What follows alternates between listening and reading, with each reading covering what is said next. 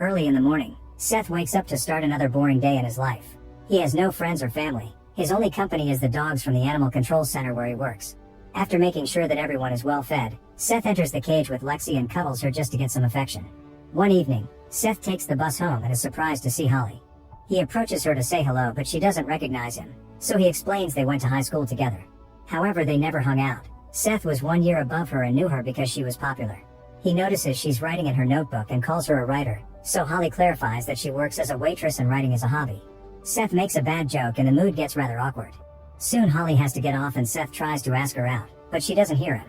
That night Seth searches Holly on social media and is pleased to see she has a dog. The next day Seth asks his coworker Nate for advice on how to pick up girls. Nate tells him to be confident and make them laugh. Afterward Seth is devastated to learn that Lexi has to be put down. He takes her out of her cage and holds her down on the table while talking sweetly to her. When the doctor reminds him that he can adopt her to save her, Seth explains he lives in a no-pets building and he can't afford anything better. Lexi dies after she's given the injection and Seth has to take her body to the crematory. Later, while Seth removes Lexi's profile from her cage, he hears a noise coming from the restricted area. He opens the door but doesn't find anything unusual. After work, Seth continues to stalk Holly on social media and begins taking notes on all the things he's learning about her. He goes to every picture to analyze the details and eventually finds the place where she works. The next day he goes to the diner where Holly is working and has to introduce himself again because she doesn't remember him. He tries complimenting her hair, but she stays strictly professional and just brings him the food. Moments later Seth tries asking her out and Holly turns him down, saying she has a boyfriend. Seth immediately responds that she doesn't, which creeps her out. She leaves the bill on the table and walks away. That night on her way home, Holly has the feeling that someone is following her. It turns out Seth is outside her house hiding in the bushes. Holly tells her roommate Claire that someone is outside their place, but Claire thinks she's just being paranoid. Then Holly gets a call from her ex-boyfriend Eric, who is extremely drunk. After Holly hangs up, Claire tells her she should forgive Eric for everything he did because being alone sucks. Holly refuses and drinks instead. The following morning, Holly arrives at the diner and finds a huge bouquet of flowers with a card that only says "Be mine." After work, Holly visits Eric at his bar and asks him not to send her gifts, but he reveals that he wasn't the one behind the flowers. He tries to convince her to get back together, so Holly reminds him that he cheated on her. Soon Seth also enters the bar and watches them from afar. When Holly goes outside to smoke and write in her notebook, Seth follows her and tries to chat with her. Holly still doesn't recognize him and announces she's leaving. Then Seth says he sent the flowers and Holly finally remembers him, realizing he's been following her. A desperate Seth swears he isn't a psycho and just wants to talk, claiming he's never forgotten her after school. Holly tries to leave again and Seth blocks her way, causing her to freak out. She manages to push him off and re-enter the bar, where Eric notices Seth following her. After Holly explains that Seth tried to grab her, Eric jumps over the counter and punches Seth in the face. Although he's bleeding on the floor, Seth can't stop laughing, so Eric kicks him and Holly has to stop him from doing more damage. Eric throws Seth out of the bar, telling him to never come back. As he rolls on the floor, Seth notices that Holly dropped her notebook. Later at home, Seth takes care of his wound before he starts reading. It turns out the notebook is Holly's journal where she rants about anything she's feeling at the moment. Seth stays up late reading every word and feeling connected to her inner fury. The next day at work, Seth enters the restricted area and finds a hatch on the floor. He goes down and finds an old abandoned room that is still connected to the main power lines, which gives him an idea. For the next few days, Seth works hard on his plan. He buys some things online and follows a tutorial to build a cage in the abandoned room. He also keeps studying Holly's journal and steals medicine from the shelter's infirmary. At home, he tests the sedative and instantly falls asleep without any side effects. A few nights later, Holly is going home when she notices someone following her. She stops and looks around, but Seth is already hidden. Then she keeps walking and senses something again, so she attacks with her pepper spray. Holly accidentally sprays a hobo instead and ends up running away while Seth watches from his hiding spot. He decides to follow the man, who is now screaming in the middle of the night. Moments later, Seth climbs a wall to enter Holly's apartment through the window. She's in the bathroom taking her medicine and hears the noise. She rushes to the living room but only sees the open window, so she closes it. Then she goes to bed, where Seth jumps on her and injects her with a sedative. Holly struggles for a few seconds before passing out. Afterward, Seth takes Holly to the shelter by hiding her in a box. When Nate questions this, Seth tells him their boss called him in the middle of the night to take care of a delivery. Nate believes him and only makes him sign in. Holly is starting to wake up and makes a noise inside the box, so Seth coughs to cover it up. She makes another noise and this time Nate hears it, however he blames it on the AC. Seth leaves after dropping her, and Holly fully awakens alone inside the cage in the abandoned room. She freaks out as she tries to open it, only to accidentally rip off a nail in the process.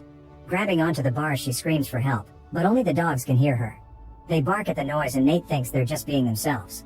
In the morning, Seth brings her a bedpan and talks gently to her. Holly just insults him, so Seth says she's lost her right to food and they can try again tomorrow. He has to ignore her screaming on his way out.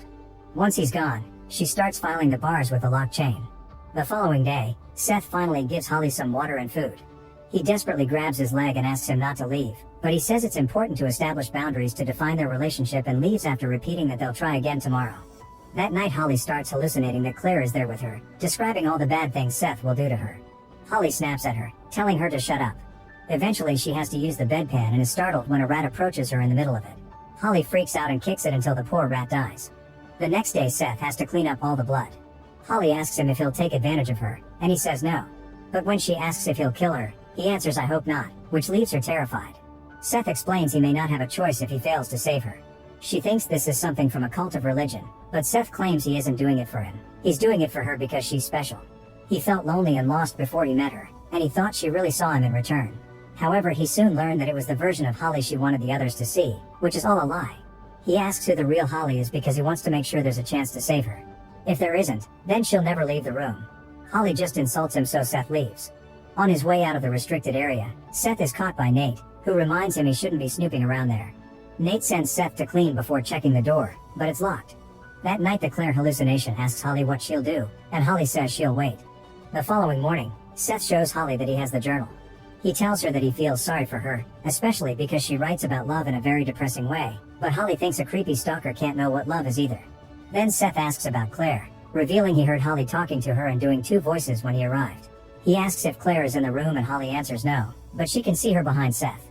She claims she knows Claire isn't really there, but Seth isn't talking about just this room. It turns out Holly has been hallucinating Claire at home too. As Seth goes through the events in the journal, the truth is uncovered. Claire used to exist and lived with Holly around the time she got engaged to Eric. Eventually Claire had an affair with Eric, which Holly learned by looking at his email. During a car ride, Holly confronted Claire, who apologized and said it didn't mean anything. A furious Holly started to speed up, driving like a maniac while ranting about what Claire did to her. She dodged a few cars, but in the end she lost control and her vehicle crashed. Both women woke up covered in blood and Holly found a glass shard in her stomach. When she heard Claire talk, Holly removed the shard and stabbed her friend in the eye to kill her. The cops later believe that Claire died because of the accident. In the present, Holly says that she's a fiction writer, and Seth admits that's why he had to make sure before going to the police. He's been following Holly for days and has learned that since Claire's death, she's been killing random people in the streets in all kinds of gruesome ways. It was she who killed the homeless man by setting him on fire. Seth thinks she keeps the journal because she wants to get caught and punished for Claire's death, but he isn't here to punish her, he's here to save her. Holly agrees she wants to be saved before Seth leaves. The Claire hallucination appears to clap at Holly for her performance, and Holly admits she's lying to make Seth think he has a chance. The next time Seth visits Holly, he brings her some water and a cloth to wash and he can't stop staring at her skin. They talk about her murders and she explains she enjoys killing, but Seth doesn't believe her and thinks she's acting out of guilt and trauma. Holly then tells the story of sharks banging their heads against their glass cages in aquariums and proceeds to imitate them. She only stops when he asks her to, but she keeps taunting him, saying that if she self-deletes the cops will think he did it. A disturbed Seth decides to leave. Later Seth is sent to his boss's office and is scolded because he hasn't been doing his job. She won't fire him yet, but she's adding a disciplinary notice to his record. One more strike, and he'll be gone. During his next visit, Seth only gives Holly 2 bars of chocolate, saying she must learn that she isn't in control. If she doesn't start to behave, he won't feed her at all. Holly tries manipulating him by saying she's dreamed about them living happily together at the beach, and Seth agrees to bring her more food. When Seth leaves the restricted area to get some snacks, Nate sees him again. Getting suspicious, Nate tries the door and tonight it's actually open. He goes down the hatch and is shocked to find Holly in the cage. Holly asks for help, so he starts banging the lock to try to break it. At that moment Seth comes back and Holly makes a gesture, silently asking him to attack. Then she keeps Nate distracted while Seth sneaks behind him to hit him in the head. Nate immediately pushes Seth against the wall, so Seth takes out a knife to stab him a few times before running. When Nate tries to follow him, Holly stretches her leg to make him trip. Then she sweetly talks to Seth to convince him to kill Nate. Seth pounds Nate's head with a cinder block while Holly enjoys the show, and once he's done he has a breakdown. Holly helps him keep calm and gives him instructions on how to get rid of the body. Using the doctor's tools, Seth removes all of Nate's teeth, fingerprints, and nails. Then he chops up the body and feeds it to the dogs. The leftovers are all burned in the crematory. After taking a shower, Seth calls his boss to tell her that Nate went out to run an errand and never came back. Sometime later he throws the teeth in the river. When he returns to the shelter, He starts cleaning all the blood while Holly keeps on rambling. She implies that he's attracted to her because of her dark side. After grabbing his hand to nuzzle it, she tries to force it to touch her intimately, but Seth takes it back. When he returns to the office area, he finds a detective going through Nate's things for clues. Seth is interrogated about the last time he saw Nate, but his story clearly has many holes. The detective also finds it suspicious that Seth is already talking about Nate in past tense. The next day Seth has to move carefully around the shelter because the detective is still investigating. He brings food to Holly but she won't move or speak. After a few days of begging, Seth finally convinces Holly to talk and she asks for his finger as proof of his love. At first he refuses, so Holly begins another manipulative speech about her feeling different and disconnected from society since she was young and how only he understands her. Seth leaves the room and hides in the bathroom, where he freaks out for several minutes. After lots of thinking he returns to Holly, who promises to behave if he grants her request. Seth sits beside the cage and proceeds to do exactly what she asked, which leaves him in lots of pain. Holly pretends to reach for the finger but actually grabs the knife and threatens to self-delete if he doesn't free her. After Seth opens the cage, Holly comes out on trembling legs.